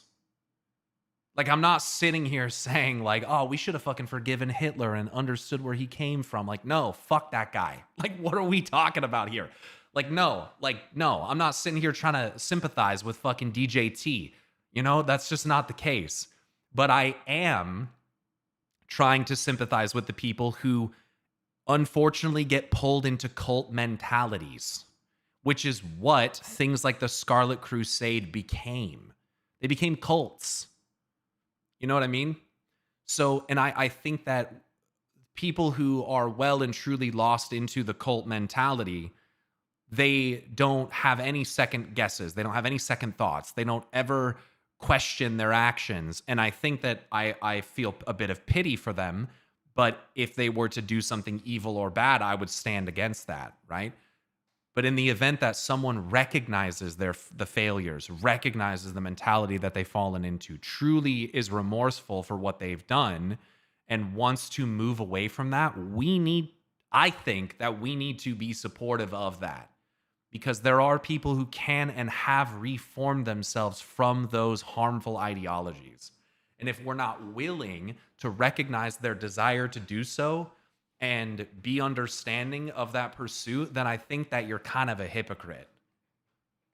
Like, and you get people that are like, well, it's not my job to fucking sympathize or empathize with that person. And it's like, you're right, it's not, but you can't sit there and say that you want to improve this situation and then behave that way. Because your words say one thing, but then your actions say another. So that doesn't check out. That does not reconcile. Like, you can't have it both ways. You need to back up what you're actually saying. Otherwise, it doesn't mean anything. And then all it looks like is basically just like a form of like pandering or virtue signaling or trying to, seek this confirmation bias to get social acceptance or whatever. Like, you need to actually put your money where your mouth is, or shut the fuck up. Like, not everyone has to forgive people for harm. No, not at all. If I've been harmed by someone, it's my choice to engage, and I have to be aware of that. I might disengage and then just hope that people capable of working with those folks are willing to. And I think that's a very fair point, and I think that you're right. However, if you're going to shout down the people who try to do that, the people who are capable or are going, or at least trying to accomplish something like that, and basically tell them like, no, you're wrong and you're a sympathizer or whatever, then I feel like that's wrong. I feel like you would be in the wrong for doing that. Which you're not saying that you would do, but I'm saying that that's what I've seen. Right? So like it feels very much like, well, if you don't have to be involved, but if you don't have a better solution, then maybe just like shut the fuck up and like don't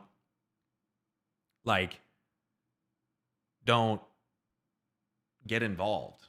People have a hard time stepping back, of course, but that's you need to know when to do that. Like, you need to know when to do that. And because if you can't step back, then I feel like that's where you just fall deeper into more aggressive, polarized ideological views. Like, if you cannot disengage from the thing that enrages you, that's not healthy for your brain. Like, you need to stop. You need to disengage from it. You're right. I guess I just push back reflexively because I also hear concern trolling from malicious actors. I'm not sure what you mean by that, but I think what you're trying to say is people trying to be dismissive of the valid concerns of other people, which I think that's obviously fucked up. Like, don't be dismissive of actual issues, but also, again, don't be dismissive of people who recognize that they've been a part of groups who are the cause of or continue to facilitate the existence of those issues when they recognize that they fucked up and want to make a change. Like what we did with the Scarlet Crusade stuff. Like, and to me, I hold a belief, which maybe is too optimistic or naive, but I hold a belief that if you have a large enough group that has those cult-like tendencies, you will always inevitably have people who, even if they secretly want to dissent and break away from it. And there's people that are very dismissive of that and say, well, if they want to, then they need to just do it. And it's like, dude, you sound so like desensitized to the reality of the fucking situation that these people are facing when you say things like that. It makes it feel like you really don't understand the fear of harm or death or social ostracizing or whatever that can happen. Like, and people, it's so easy when you're not that person to be like, well, they just need to fucking do it. Like, they should just fucking do it. It's like, well, have you done it? Like, have you had to go through that? Because even if you have, I would hope that you would have an understanding and empathy for the people who have to do that. It's like trying to escape like a religion, or like an aggressively religious family, or coming out or something like that, and then not being accepted. Like, it's a scary fucking thing and is not necessarily going to be easy to do. Just because you're disconnected from your family and don't have a fucking slew of friends who are important to you, or like deeply ingrained social structures in your life that you don't have an intention to or don't desire to dismantle, doesn't mean that everyone else fucking feels that way. You know what I'm saying? So again, this isn't like a black and white or like, you know, easy situation. It's a deeply nuanced situation. And what I ask of from people is the acknowledgement and recognition of that nuance, instead of just being like, oh, we'll just cut the fucking cord immediately. That's something that I had to realize, because I got some complaints from some people directly, and I was like, if I'm so bad as you say, like, why didn't you just leave? Like, why didn't you, like, why have you stuck around? And they were like, well, you know, I've made friends in your community, and I had, you know, I didn't want to just cut that off. And I was like, yeah, you know, honestly, that makes sense. Like, that makes sense. And I'm sorry that I put you in that position. You know, that is fucked up. I didn't realize that I had built a community that because of me, some people were uncomfortable in, but didn't want to leave, even though they weren't necessarily a fan of me at that point, because they had other people there that they were then attached to, and they were worried about losing those connections. It's not something I really had thought about, because it wasn't something that I was concerned about personally. But when I heard that, and I kind of had to come to realize that that was the case, I felt really bad about that. Because I didn't realize how people can feel trapped in situations that they don't want to be in, and, you know, and feel like they didn't really know what the way out was. And it's just, I guess it's deeply ironic to me that someone can feel that way, but then not extend an understanding of that very same phenomenon to someone in a fantasy video game who may be in a religious cult. Like, how that's what frustrates me the most, is like, how can you experience that and then not be able to extend the same like understanding of what you've effectively gone through, in a way. It's less extremely, of course, because I don't think I run a cult. I don't think I do. I don't know. And like not be able to apply that to a video game. So very, very frustrating. But again, it comes back to that. Like, listen, guys, if you feel like you're in a cult and you can't escape, tell me, but you probably feel like you can't. Like, I don't know how to help you.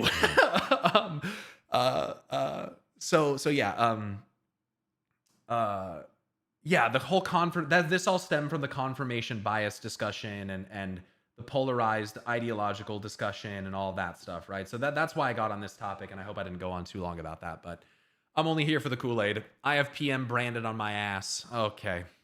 It sounds similar to when someone is like severely depressed, and then some dipshit comes across and says, have you tried being happy or smiling? Like, fucking hell. As someone who used to be heavy into right-wing politics as a teen, I don't have any room to judge anyone for current predicament under MAGA cult politics. So if anything upsets me, the worst I get toward them is neutral and move on, such as current family or extended family. I think it's different if you see someone who is actively advocating for harm against other people. I think that's where it gets hard, and that's where like concern trolling comes in, where it's like, I don't expect me to be like ambivalent towards someone who is actively advocating for or antagonizing people because, they fucking hate, whatever, or they fucking, where am I trying to go with that? What I'm trying to say is that there is still, and this is what was being said by Azaro earlier, is there's still a time to call out, to get involved, and to react accordingly when it has gone beyond a certain threshold. Like, let's not minimize that. Let's not say that that's not a thing, because it is.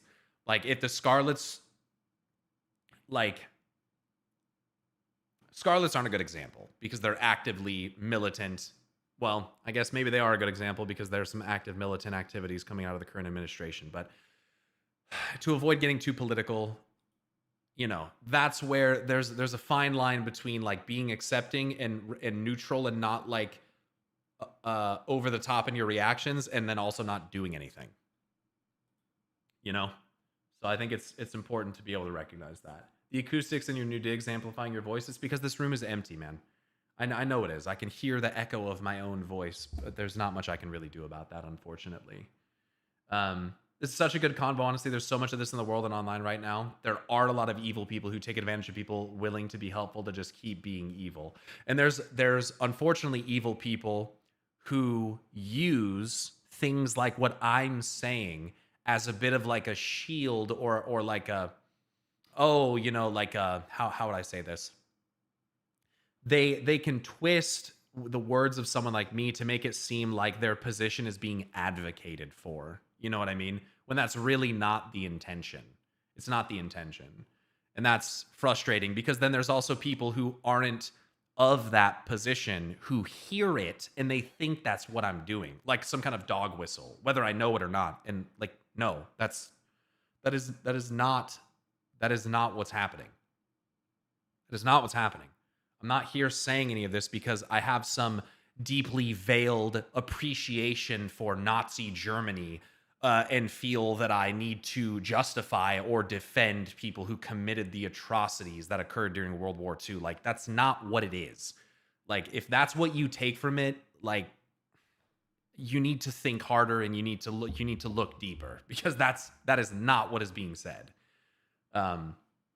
I am obviously and overtly against those types of groups and movements and cult behavior and genocide in any capacity, whether it be at the hand of Nazis or Israelites or Israelis, whatever the term would be, or Christians or whomever. Like, no.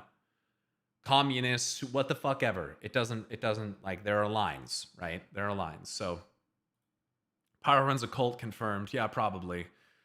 When are we starting the Carl Jung book club? When we also go over translations from the original text? It's so interesting to see what gets lost in translation.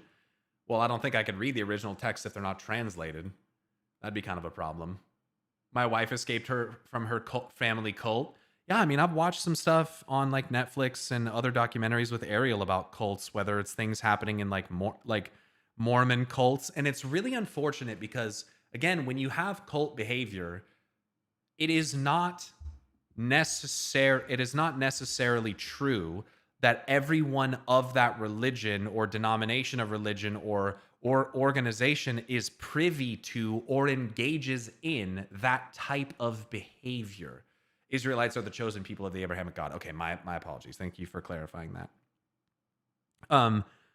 It doesn't necessarily mean that, right? So like if you see a group of Mormon people, men or whomever, doing very cult fucked up shit, marrying children and, you know, all like crazy shit like that, that doesn't just mean that all the Mormons are like that, right? And I think that's one thing I had to learn and come to accept about like Christians as well, is because I think I had a far too generalized view of what Christians are. But the more that I've like looked into the true beliefs of Christianity, the true teachings of Jesus and things that came from the Bible, actually listened to people cite verse, it became much more clear to me that the teachings of Jesus Christ actually align tremendously with my ideological views. Like when you actually understand what Jesus stood for, he's literally about like liberation, the acceptance of or the liberation of slaves, the acceptance of transients and immigrants, about making sure that overbearing power structures aren't bearing down and oppressing people. You know, just like things that generally are actually pretty agreeable. But unfortunately, because you get certain cult subsects of Christians and people and other denominations of Christianity that believe in things that are literally not taught in the Bible, largely I would assume because they haven't actually read the Bible, it paints an image of what, as someone on the outside, what Christians are. And when you come to realize that there are many good-hearted, actually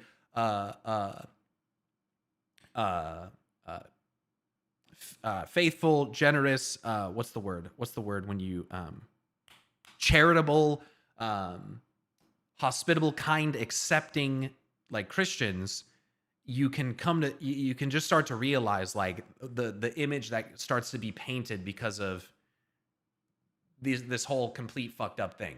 I don't know. So yeah, it's just about how, like, subsects can start to paint how the entire thing looks, and we stop looking at people as individuals, and we start painting with wide strokes. So anyway, tough to have hot takes nowadays. You'll turn into an antagonist to many. I'm not sure what you mean by that, but it's also algorithmically reinforced. I mean, you can take almost anything someone says out of context to justify a position. It's true. I think we're just in such a precarious position right now that a lot of people are just on edge. So many people are wreckers. They come into these spaces and try to derail any attempt at finding common ground / deprogramming. I mean, I don't feel like we see that very much on my stream. You say that, and it's anecdotal, but I don't feel like we see a lot of that. I get why people get defensive. I do too sometimes. When I feel that way, I try to step back and check in with myself to figure out why I'm feeling that way and if it's actually rational. Right, but the thing about emotionally charged, ideological, like, reactive behavior is that people don't do that. And it's great that you're able to do that, but people don't do that. For a period of time, I wasn't even doing that at all. Right, and then when I started doing that, other people around me who were not doing that rejected the fuck out of it. They did not fucking like it at all. They did not want to hear that, because now I'm shifting from being in complete alignment, sometimes ignorantly so, of their position to one that now they feel is challenging it for whatever reason. Instead of just, like, disconnecting and being like, holy shit, maybe the way that I react so angrily and so quickly is irrational and not healthy behavior. And is, when I react that way, is that actually helping in any way solve the problem that I am angry about? And what I came to conclude was that generally, no, it isn't. It isn't doing that. So, you know what I mean? Those are right-hand path normies, also known as the CIA. What the fuck are you talking about? There was an insane doc about that stuff on Netflix recently. It might have been the same one that I watched. She's taught me so much about moving away from just black and white thinking about all of that. Sorry, what are you referring to? Your wife. The evils of excessive wealth? Yes. Not here, just generally. That's the space we're on in the internet at large, and people bring that with them everywhere, including here sometimes. Yes, yeah. I recognize that. And is not the quote something more like, there is no Jew or Gentile, no slave or free man? I mean, grab a Bible and fucking find it, I guess, huh? Find a digital version of the Bible and Control F to find your quotes. Anyway, that was a huge tangent just about the confirmation bias aspect of streaming and the communities that pop up out of it. I thought that was really interesting, and I hope that you enjoyed discussing that topic. So yeah, thanks for listening. And I hope that you understand what I am trying to say when I go through all of that. Into a persona and makes changing your mind or airing any... What are we watching, Pyro? We're watching I Twitch streamed for 100 days. Was it worth it? By Josh Strife Hayes. Guys, when do we make Pyro his temple? If you ever build me a temple, I will sacrifice myself upon it. Don't ever do that. Nope. All hail the Pyro. Nope, absolutely not. Absolutely not. Nope. is the signal to your loyal supporters that you are their champion. The downside of this type of streaming is constant reinforcement of beliefs can lead to a downward spiral where you slowly begin to appeal to a more extreme element of society. It locks you into a persona and makes changing your mind or airing any dissenting positions from the accepted groupthink dangerous. Yup. Seen that first fucking hand, dude. Seen that firsthand. That's why a lot of streamers just don't go there at all. They don't go there at all. Because your audience is there because they agree with you. And if they stop agreeing with you, they stop watching. And the sixth and final pillar is also the most boring. You have early access or I unfortunately think that especially in the later time of my XIV playthrough, especially when there was drama with other content creators, I think that right there is why a lot of people watched. I think, honestly, not only because COVID, but because of the way that I spoke out against the shit happening at Blizzard, spoke out like I did some kind of fucking service. That's not how it's meant to sound. I think that's why some people were watching as well. And so now when I come back with fresh eyes and a different opinion on Shadowlands, there's some people that really do not like that. And it's exactly this. As soon as you don't agree with them anymore, you shift your perspective, you reflect on it, you change opinion, whatever it might be, they're just done. That's it. And so if people only watch you because they agree with you, I can't imagine that sounds very fragile, because as we grow and change as people, especially as we become older, our values and the things that we believe and think are likely to change, right? So if your audience is basically propped up solely on those things, they will go when that occurs. And I do think that I have witnessed that myself in the past. Stop watching. And the sixth and final pillar is also the most boring. You have early access or exclusive access to a game, and the audience are watching you to do research on the game before buying it. They want to see the gameplay, the graphics, hear your thoughts critically on how it plays, and decide if it's worth their time. This is something I'd actually like to get more into, because I do like playing a variety of games. I always just feel kind of like locked into the couple that get me the most views. Because I built my community largely around them. So it's kind of hard to go outside of that bubble. But I would like to do more of it because there's so many good games that I would like to play. My issue, partially, is that I'm a completionist. So when I play things, I want to play all of them. I'm not very good at playing something, forming an opinion, and then moving on to something else. It's kind of tough. You must be more extreme to be interesting for them. I mean, you hope people grow and change, but god dang, some people dig them heels in deep. It can happen. It can happen. Drama is a double-edged sword. Sure. Warframe sad. Yeah. This is why so many streamers jump on new games or early access. The benefits of this are you are joining a gold rush of streamers every time a new game comes out to gather up new viewers who may not discover you any other way. And if the game does end up becoming successful, if you're there as an early adopter, you can rise to fame along with it. We've seen lots of streamers. Still breaks my heart that you don't like Elden Ring. What?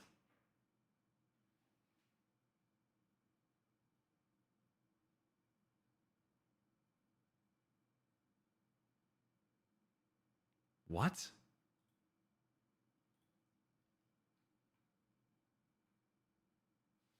Where the fuck do you get that from? I have fucking 200 hours in Elden Ring.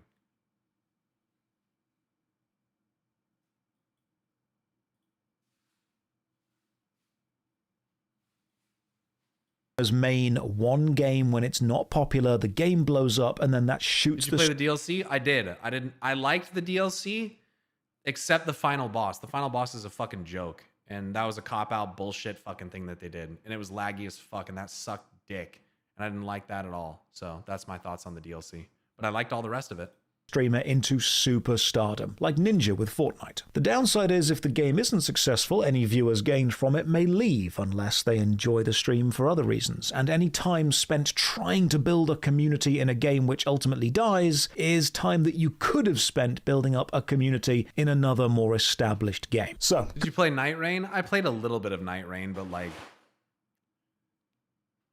I mean, I bought it to play with a friend that I played with one time and then haven't played since. What's your views on Lord of the Rings? Lord of the Rings is fucking sick. I've read some of the Silmarillion, and I'm relatively familiar with Middle-earth.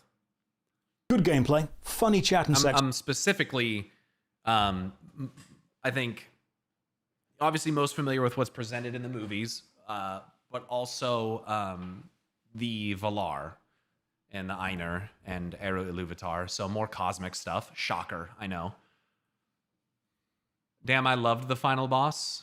Fighting both brothers was sick, IMO.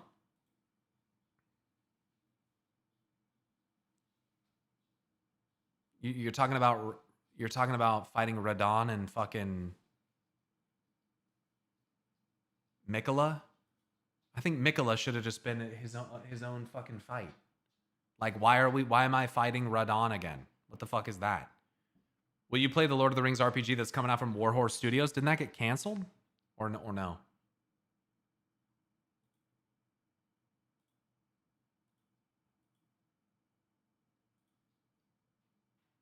Maybe I'm thinking of something else.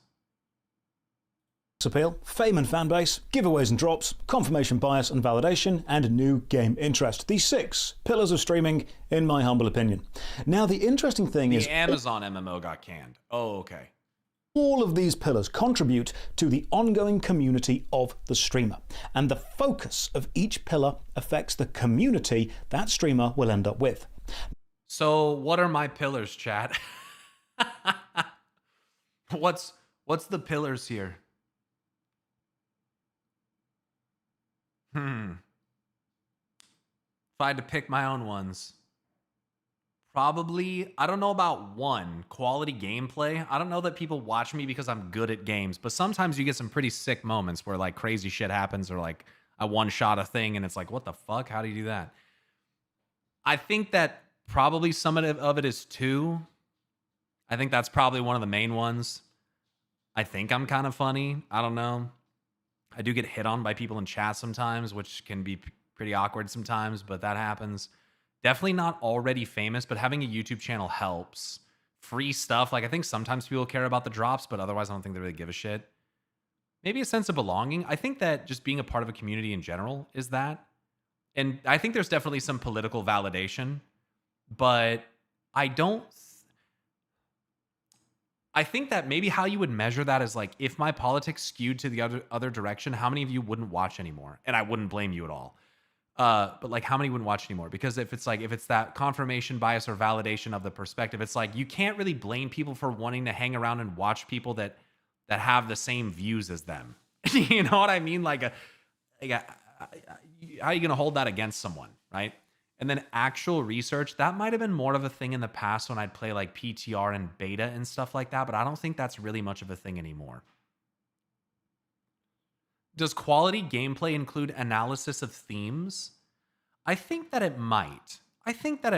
Because my gameplay is not about the skill, but about the analysis of the world. And I think that you can put that into quality gameplay. I do.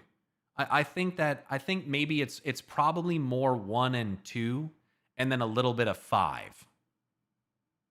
I think those are the main things of my channel. That also includes actual research. Well, no. Actual research in this case is, think about it, it's not about researching the game. It's about not the game and its story and the lore. It's about what he means by that, as he outlined, is playing a game when it's like new or like early access or like a beta, so that people can see you're researching the game itself as the product, not like how we would look at like research and things like that. You know what I mean? Research for the viewer. Yeah. If you're gonna like the game or something like that. Like, oh, the PTR just came out for patch 12.2. Let's go on there and see what it's about. You know what I'm saying? That is more that kind of pillar, which I used to do, but I don't do that anymore. Let's just say I don't watch Asmongold. I watch because I'm waiting for the Warlock guide. Oh, Grim Reaper. Yeah. I think that would be belonging or validation to a degree. But I don't know. You could say that's comedy or something. I don't know. And who knows? Maybe these pillars that he's saying are too, they don't cover enough things. Maybe, it's not like Josh Strife Hayes is the end all be all for this type of discussion, right? It's like a mixed bag of all pillars. That's probably good. Having your channel rest only on one pillar is probably not good. Like if you only were here, if the only reason my stream was successful is because, look, I'm trying not to call out a certain kind of streamer here, but like, let's be honest, man, like the just chatting section is like a thing. Like that, if something ever happens to your physical attractiveness, like you're probably going to have a bad time. You know what I mean? Like, if someone who is viewed because they're really good at video games ever stops being good at video games, they're going to have a bad time. Like, if someone only has people watch because they carry people in Mythic Plus runs or give out free stuff, if they ever stop doing that, then their viewership's going to dry up, right? If you're only popular because you're held up by your political beliefs or the validation of other people, as soon as that stops happening, assuming that it does, I think it's good to have a balance of multiple pillars. I think it's good to have a balance of multiple pillars because if you're just resting on one, if that pillar falls apart, you're fucked. Not the game, the myth that could have inspired it. That makes sense what you're explaining. Okay. The question of, do I want to spend my money and time on the game itself? Right. I think these pillars work better for gaming, but your streams are often more about the lore that is primarily attached to a video game. And again, I think I would put that in there with quality gameplay. I think that does count because my gameplay, it may not be exceptional in skill, but it's exceptional in analysis. I do think that's where that goes. But that's just my opinion, though. I bought Claire Obscura from your hyping it up, and was it what it was cracked up to be? I think we disagree on a lot of things, but not in any of the things that are deal breakers for me, really. It's definitely like we're on the same side, but have strategic differences. It's a little all of the above for me. That's good. That's good to hear. It was great. Good. You'll eventually be torn apart by your own audience. I mean, look what happens with people like Asmon when he says that if he had a trans child, that he would support them in whatever way he could, with their mental health and everything. And people they were spamming L at him in his chat. Like, there's some people that definitely heard him say that and were like, fuck this guy. And they stopped watching. But he's got such a big audience, it probably doesn't matter as much anymore. I think it's likely people start watching because of many of these and then stay because of 5.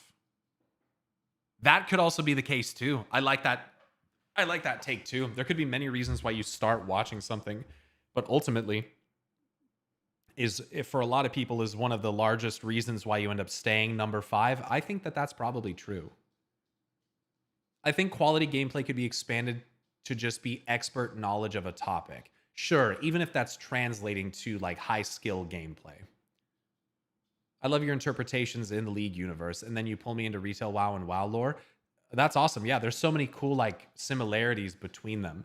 And the League universe is fucking awesome, dude. Let me tell you something. If and when that MMO comes out, dude, it's gonna be a dawn of a new day for the old Pyromancer channel. I'll tell you that much, dude. Anyway, I'm gonna get back to playing this. Now, I think the pillar with the broadest general appeal 5. is confirmation bias and validation, because you can wander into ideological or political territory, and there are simply more people in the world who want to have their ideological beliefs confirmed repeatedly at them by a famous person than there are people who care deeply about being really good at a video game. But one thing I have learned about live streaming. I definitely stopped watching some content creators because they kept whining about how woke everything is. I just can't be fucked to care. Politics is probably the deal breaker for a lot of people. Sure. I think that is probably true. Politics is a very divisive thing. I I feel like that can be really frustrating because sometimes it's almost like a Gamergate type thing where it's like you don't even, sometimes I feel like the people complaining about that don't even really